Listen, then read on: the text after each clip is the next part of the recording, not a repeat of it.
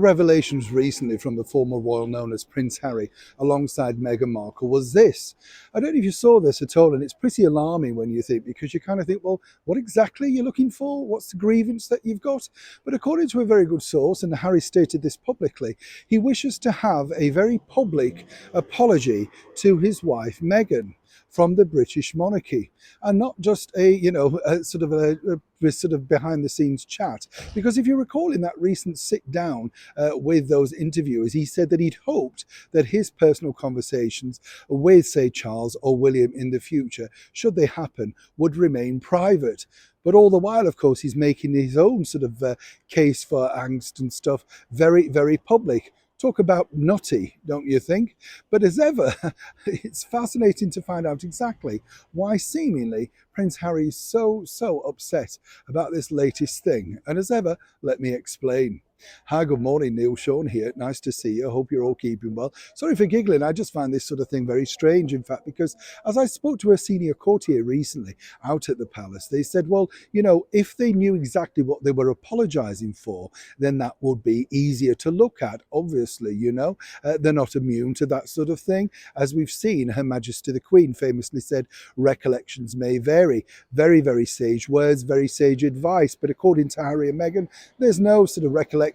This is fact, and he wants this rectifying. Now, as ever, according to a very good source, very close to Prince Harry, and in fact very close to the publishers, Penguin Random House, Harry at least has 12 things that he wishes to have addressed.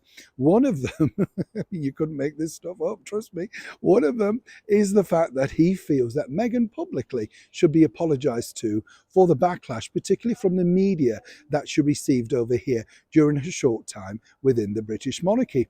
Now, as we've said many, many times, it was mainly favourable until Lady decided to do the things and lie, of course, to the public, the people that pay their wages, the bottom line, openly lie about, all the things to do with the fact that they wanted to keep the pregnancy secret. They lied to the press on that day. They lied to the press about not colluding with that trashy tabloid novel book. And, so you kind of think, well, which bit exactly are they apologising for? But according to Harry, that's a big sticking point.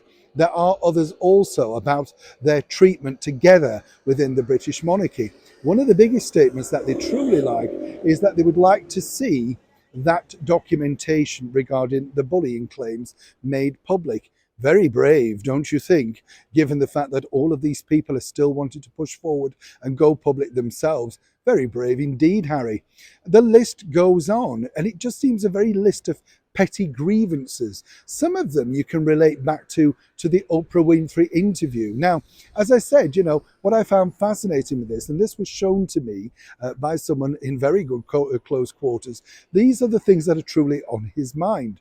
And the way that Harry and Meghan personally believe is that until they're given sort of vindication publicly by the British monarchy, then they're not willing to talk or back down. But even if, say, let's play the kind of thing, even if, say, the British royals did do that, the public would just find them daft, because these statements are just ridiculous in themselves. But of course, in Harry's world, he feels so aggrieved, not necessarily for him, but the way that he was treated in the British public's eyes, all thanks to the palace communications people, the communications internally in the palace, and the way that people dealt with his wife, Meghan. The running theme through this is he's looking for a very public apology for the Duchess of Sussex, and unless he gets it, apparently he's going to continue down this very rocky and dangerous path. It's only going to be rocky and dangerous, though, for two people. I'm sure you'll agree. Neil Sean in the very heart of London.